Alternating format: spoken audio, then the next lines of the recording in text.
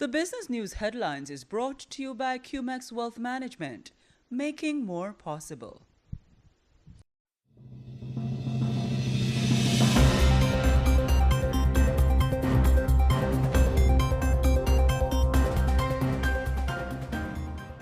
Jamaica's science pivot, SVG's economic reset, and Goldman's billion-dollar ETF gamble.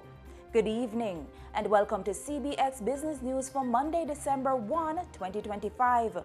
I'm Rochelle Moncrief. Thanks for joining us. Coming up in the newscast, locally, Jamaica's US $10 billion Melissa bill triggers a major push in science and innovation investment. On the regional front, Friday vows to rewrite St. Vincent's economic playbook, promising sweeping reforms to reset the country's growth trajectory. And over on the global stage, Goldman Sachs makes a US $2 billion move into the ETF market, marking one of Wall Street's biggest bets in the sector. Stay tuned as we unpack these stories and more right after the break.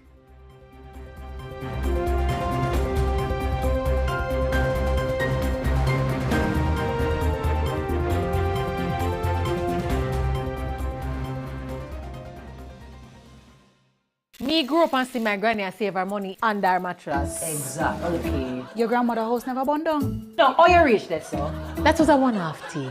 That could have happened to anybody. That's why you must put your money in a financial institution and protect it. What if the bank crash? Well, that's where JDIC comes in. What you mean? JDIC is a financial safety net which provides coverage for your money in case your financial institution fails. Explain that to me. All right. Because of the JDIC deposit insurance scheme, once you put your money into a financial institution like a bank or building society, you can get coverage of up to a maximum of $1.2 million per deposit of your financial institution if it should fail. And for even more information, you can visit their new website at www.jdic.org, and you can follow the social media platforms for the latest information. JDIC, protecting deposits for you and me. Wealth is not simply counted in dollars or cents, but in the time we spend with love, in love, giving love. Wealth is not simply a means to an end. It is the means to live out loud. Wealth is more than money. It's about family, the memories you create, the legacy you leave behind, and your ability to enjoy life in the moment.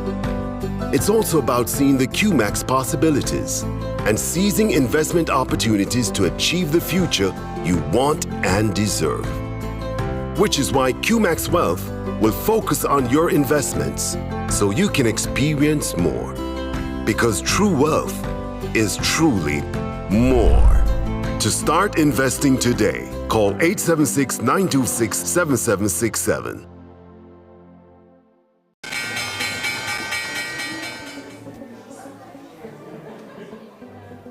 I'm trading stocks to achieve my financial goals.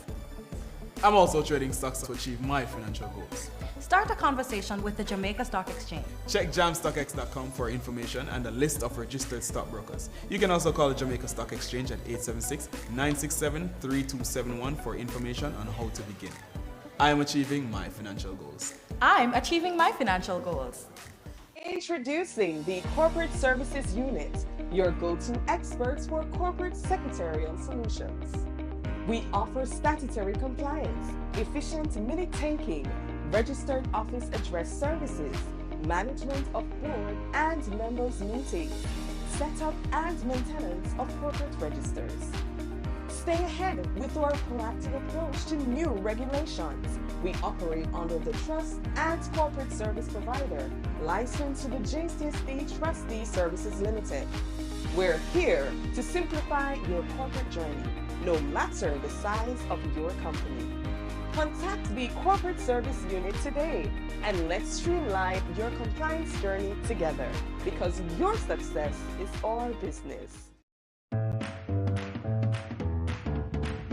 Mikey, is what sweet you saw? Yeah, dear babes. Where's Sakati? We are going to party tonight. Party? You secure your future yet? careless. Did you know that over time the stock market has provided a reliably high return on investments? Be sure to contact a licensed stockbroker for more information on this exciting investment opportunity. Taking care of business, Mikey? Yeah, Cathy. I'm securing my future. Want to come look over my stock portfolio? The Jamaica Stock Exchange, providing a fair, efficient, and transparent stock market.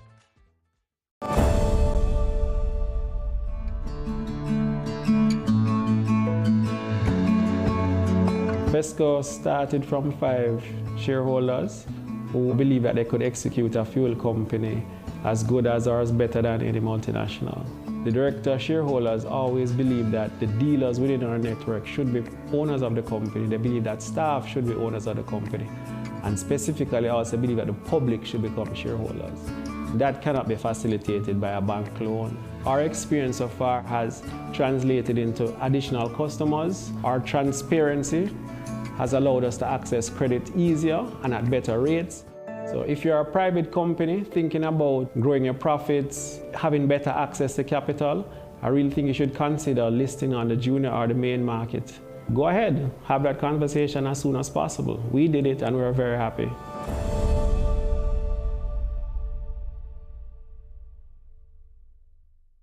Caribbean Flavors and Fragrances Limited has been a part of Jamaica's manufacturing landscape for over 20 years. By crafting unique flavors and fragrances, we have become a part of your favorite household and food items such as beverages, ice cream, household cleaners, and much more. Known throughout the Caribbean for the highest quality, we continue to innovate with strong leadership, a dedicated team with integrity. We go the extra mile for our customers. Create the next taste sensation. Contact us at 876-9235-111 or visit our website, Facebook, Instagram, or LinkedIn pages. It's feeling so good right now. Feeling so good right now. Yeah, yeah. It's feeling so good right now. Feeling so good right now. Yeah, yeah. It's feeling so good right now. Don't never ever ever wanna calm down. No, no, no.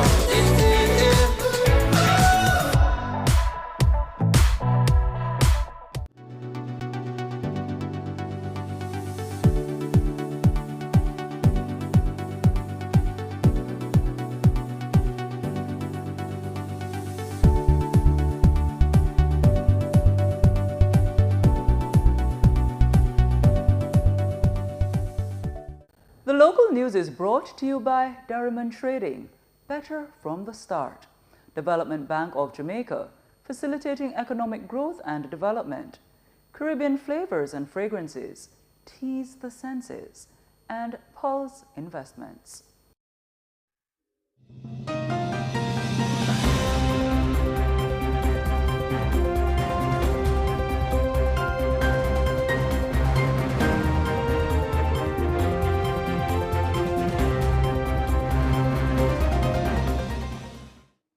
Welcome back to CBX Business News. We begin with Jamaica's boldest shift in economic strategy since Hurricane Melissa. Jamaica is preparing to rewrite its development model, with the government signaling a massive scale up in research and innovation spending after Melissa delivered nearly $8.8 billion in destruction, with real estimates projected at $10 billion. Speaking at the Scientific Research Council's Conversations in Science series, Minister with Responsibility for Science, Dr. Andrew Wheatley, revealed that Hurricane Melissa's damage bill is larger than the total combined cost of every major storm that hit Jamaica over the past 21 years. Over that 21 years, the damage was under $1 billion. Infrastructure damage alone accounted for over 45% of these costs. And our agriculture sector has absorbed over $190 million in losses. Now, these figures are minuscule compared to the recent near-apocalyptic visitation, which has left behind billions of dollars. Now, in a recent meeting with the World Bank, and the IDB, their estimate, without actually going on the ground and doing an in-depth analysis, it came out at 8.8 billion US dollars. So that one event eclipsed the 21 years that I spoke about earlier. Wheatley notes that Jamaica currently spends less than 1% of GDP on research and development. He says that figure must surge to 1.5% by 2030 to build resilience. So imagine, basically we're not spending anything on research. 0.07% of GDP. I tell you. And we are very ambitious. We want to increase that to 1.5% of GDP by 2030. So in the next 5 years, despite Hurricane Melissa, we are looking to at least spend somewhere between 1 to 1.5% of GDP in research and development. But I can tell you, as scientists, we are very grateful because this can really be a game changer for all of us. He says this will be backed by a proposed US $250 million House of Innovation Fund. For too long, Jamaica's considerable scientific talent has operated in fragmented silos. The strategic intent is to end that fragmentation by bringing together or constructing a unified national ecosystem based on 4 pillars: the floor, the foundation, the walls, the roof. This vision, ladies and gentlemen, requires a national investment that reflects its importance.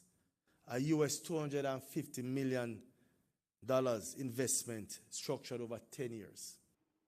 Meanwhile, Hurricane Melissa is forcing a hard reset across Jamaica's private sector, with the government warning that the country's long-standing import and markup business model cannot survive a future shaped by climate volatility. In his address, Minister Wheatley delivered one of his clearest messages yet to corporate Jamaica: adapt or absorb heavier losses. Most of our private sector entities do not support research and development. We are more like traders. We buy a product, import a product, we slap on a label, we put a markup on it, and we put it out there. We have not done enough, apart from a few companies, to enhance, develop, create something new. Yet we have so much capacity that resides within our scientific community. We have so much capacity in the sense of the innovativeness of our people, but we do not invest. We do not invest in scientists nor the sciences enough. He challenged firms to move beyond buy, brand, and resell, urging them to use existing R&D tax incentives to drive innovation. The private sector need to use the available tax incentives on research and development to drive innovation in their own industries. And I'm not calling any name. The time for fragmentation is over, ladies and gentlemen. The time for excuses is past. The time for action is now. The storm came and more will come. The future is uncertain, but with science as our shield and innovation as our engine, Jamaica will not just weather the storms, we will master it. That was Minister with Responsibility for Science, Dr. Andrew Wheatley.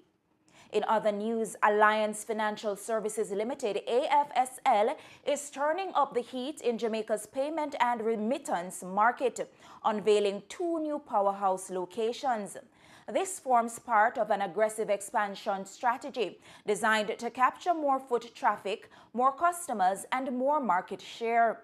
The company's latest move plants AFSL firmly inside the R. Danny Williams building, home of Sagicor Group Jamaica in New Kingston, one of the country's most competitive financial corridors. That branch officially opens December 1, taking over the high-visibility space previously occupied by Paymaster. Meanwhile, Maypen's bustling Millennium Mall welcomed its new AFSL branch on November 21, instantly strengthening the company's presence in central Jamaica. Both locations will offer a suite of in-demand services, including Sagicor Life premium payments, Sagicor Bank credit card payments, and key utilities like NWC and JPS. But Maypen goes a step further, with Cambio and remittance services ready to pull in high-volume traffic and additional service upgrades already in the pipeline.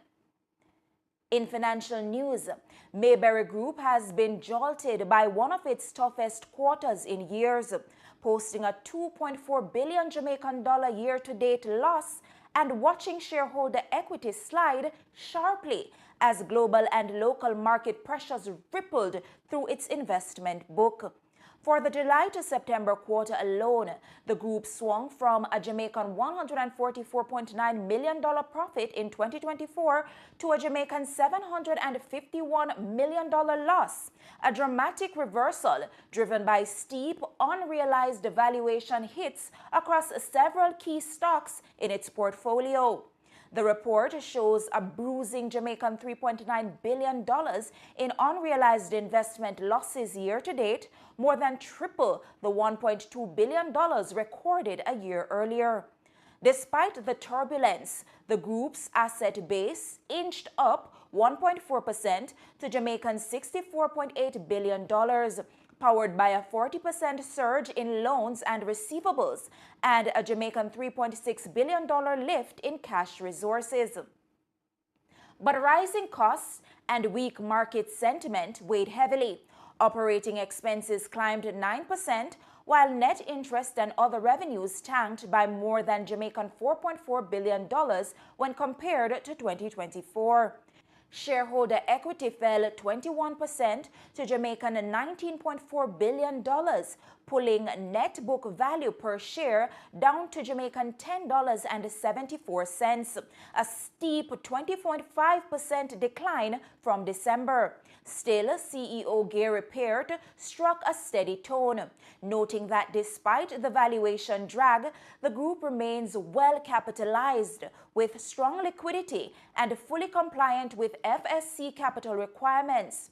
He reaffirmed the company's focus on prudent balance sheet management and long-term value creation.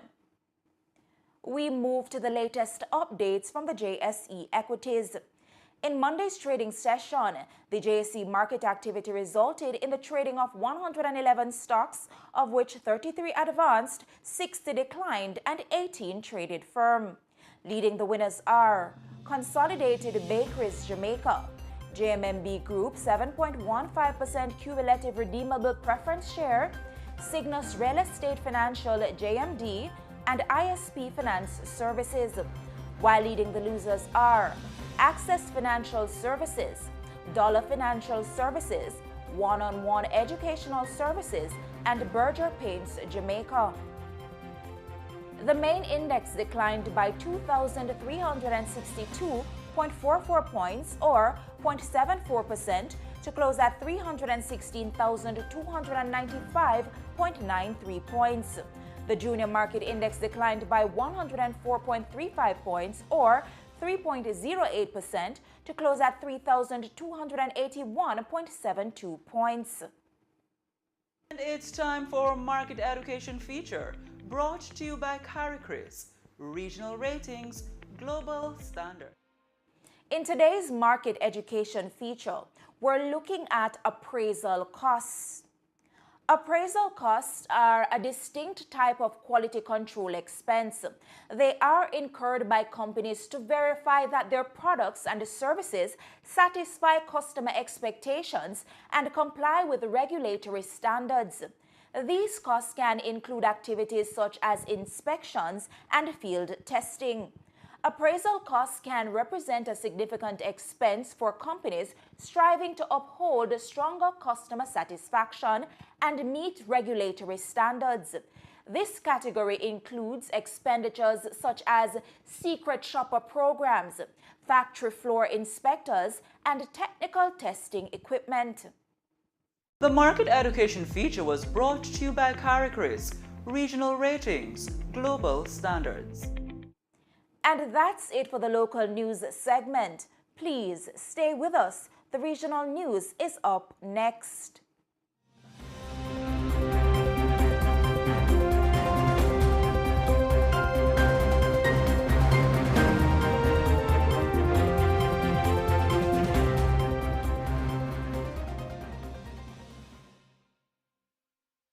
The local news is brought to you by Darriman Trading, better from the start.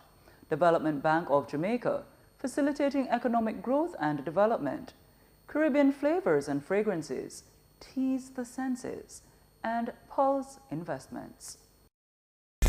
So much book you need for high school? I'll show you how to make sure you have all the money for my books and even some extra. It's called budgeting, Dad. Making a budget is the most important thing you can do to track your money.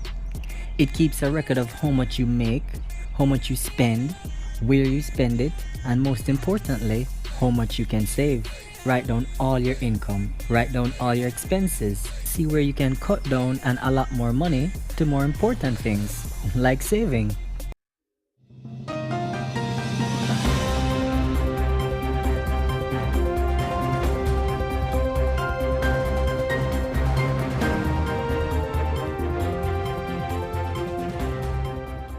Welcome back.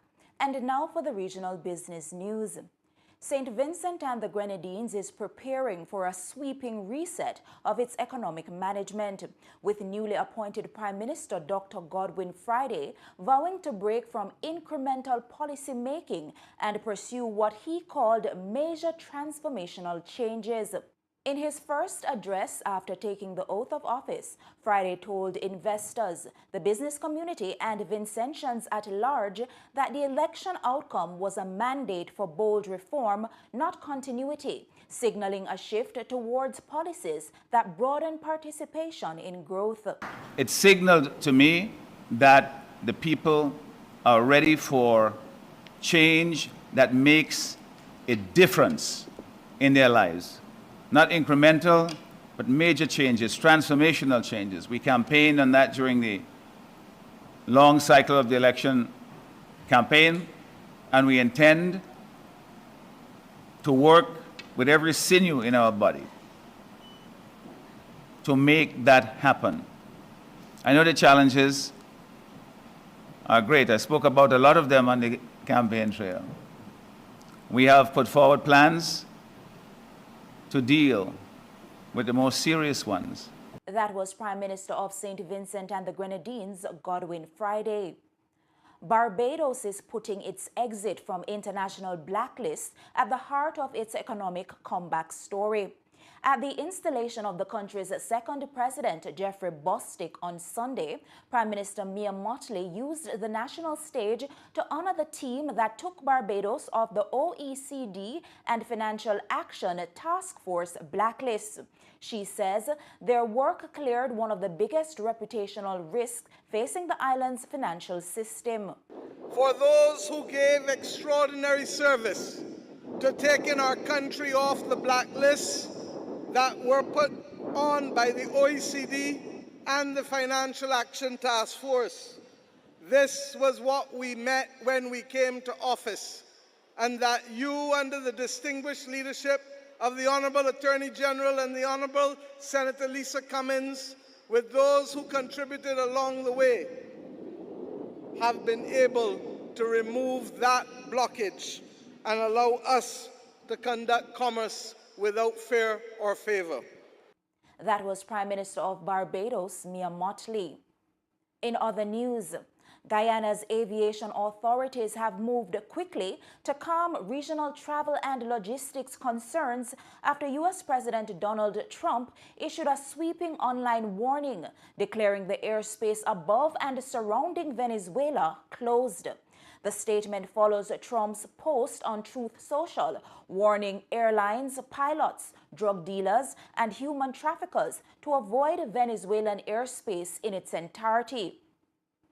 The Guyana Civil Aviation Authority, GCAA, says the country's airspace remains fully open with zero impact on commercial routes, cargo operations, or domestic travel. Director General Lieutenant Colonel Edgebert Field confirmed that international flights, including those linking Guyana to major Caribbean hubs like Trinidad and Colombia, have already been using adjusted flight paths in recent days, eliminating any risk to carriers or passengers. Local aviators have confirmed no disruption across any airstrips, a crucial reassurance for industries heavily dependent on internal airlift.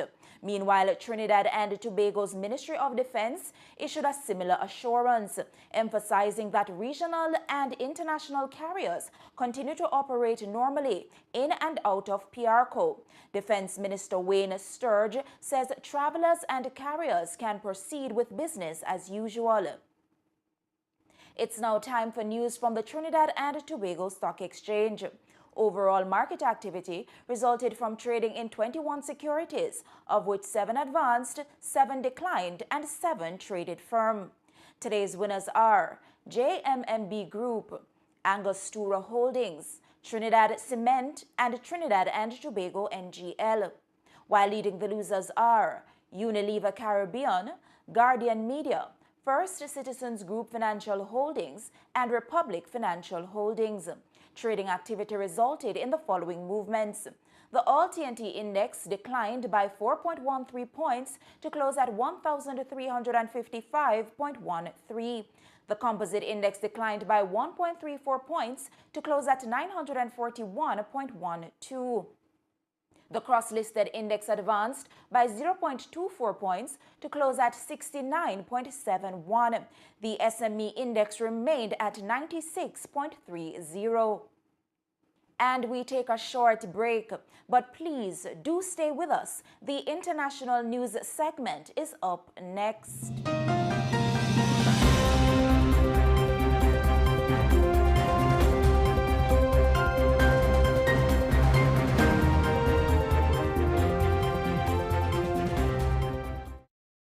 Caribbean Flavors and Fragrances Limited has been a part of Jamaica's manufacturing landscape for over 20 years. By crafting unique flavors and fragrances, we have become a part of your favorite household and food items such as beverages, ice cream, household cleaners, and much more. Known throughout the Caribbean for the highest quality, we continue to innovate with strong leadership, a dedicated team with integrity. We go the extra mile for our customers. Create the next taste sensation. Contact us at 876-9235-111 or visit our website, Facebook, Instagram, or LinkedIn pages.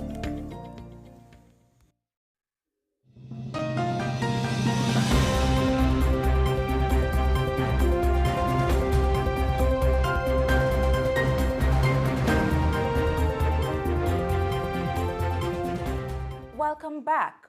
In international news, Goldman Sachs is making one of its biggest asset management move in years, announcing a $2 billion cash and stock takeover of Innovator Capital Management. Innovator oversees $28 billion across 159 defined outcome ETFs, offering income, buffer, and growth strategies. Co-founder Bruce Bond and about 60 staff will join Goldman's ETF and wealth teams. The transaction is scheduled to close in Q2 2026, positioning Goldman squarely in the race with rivals like JP Morgan, which earlier launched its largest active ETF backed by a $2 billion client commitment. From Wall Street consolidation, we move to Westminster turbulence, where the UK's fiscal oversight body is dealing with a sudden leadership shakeup. Britain's Treasury Committee has removed outgoing OBR chair Richard Hughes from Tuesday's hearing after he resigned over the premature release of key budget data. The session will continue with the remaining Budget Responsibility Committee members, Tom Josephs and David Miles.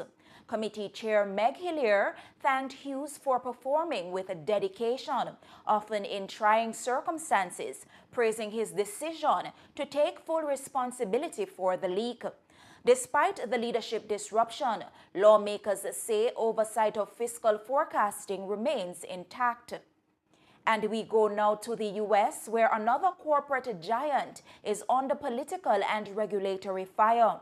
Texas Attorney General Ken Paxton has launched an investigation into fast fashion powerhouse Shein, probing whether the retailer violated state laws tied to unsafe products, toxic materials, ethical sourcing, and data privacy practices.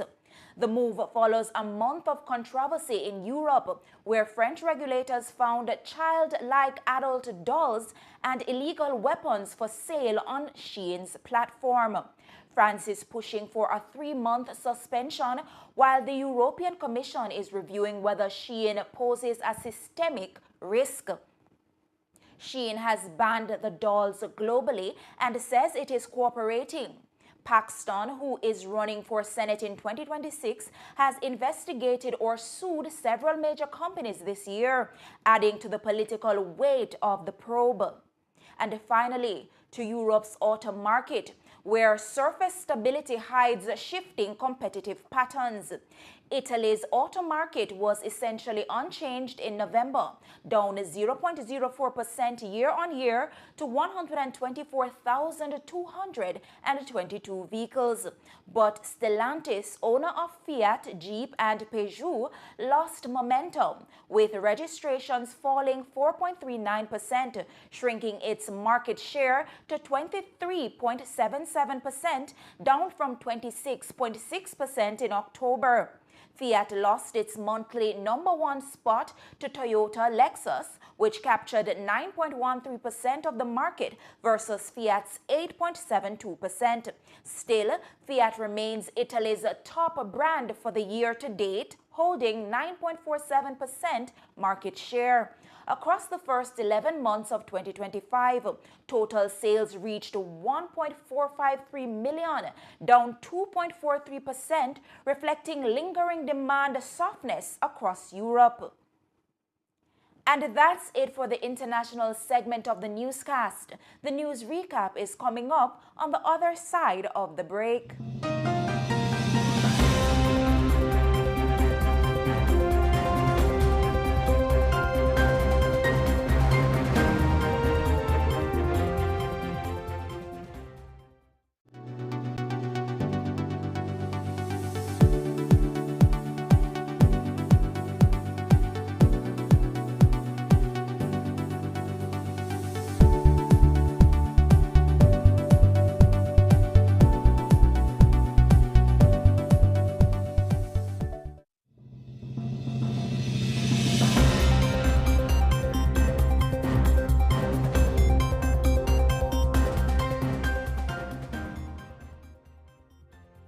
And now to recap our top stories. In the local news, U.S. $10 billion Melissa bill triggers big science investment push in Jamaica. Regionally, Friday vows to rewrite St. Vincent's economic playbook with major reforms. And internationally, Goldman makes $2 billion push into fast-growing active ETF space. Those were the stories making today's CBX Evening News. On behalf of the entire production team, I'm Rochelle Moncrief. Thanks for watching CBX, your region, your business, your source.